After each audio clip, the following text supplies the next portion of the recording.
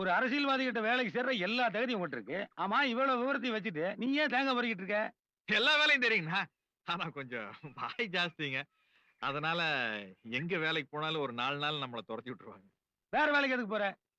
சிரிக்கவே தெரியாதவங்கள அகில இந்திய ரீதியில பெரிய பெரிய தலைவராகிறப்ப சிந்திக்கு தெரிஞ்சுட்டு நீ தேங்காய் பறிக்கிட்டு இருந்தீன்னா இந்த தேசத்தை யார் காப்பாத்துறது? எங்கிட்ட வேலைக்கு வந்துடுறியா? சரிங்க. வேற என்ன? அமாவாசைங்க. போய் அந்த கோயில் கடையில் நான் சொன்னேன்னு சொல்லி கத்தி படாம நல்லா நெகு நெகுன்னு சேவிங் பண்ணிட்டு புது துணி போட்டு வரணும். சரிங்க. எவ்வளவு வேணும்? ஒரு 500 ரூபாய் கொடுங்க. அண்ணோ இவர் ரூபாயோட மதிப்பு தெரியாம பேசிட்டு இருக்கானா? சரிங்க. இன்னும் இத்தனை தடவை போடுங்க. அமெரிக்கன் டாலருக்கு 7000 ரூபாய். இந்தா, இப்படி இப்படி இப்படி. ஆட இது கருவத்துக்கு ஏழை போடப்பா.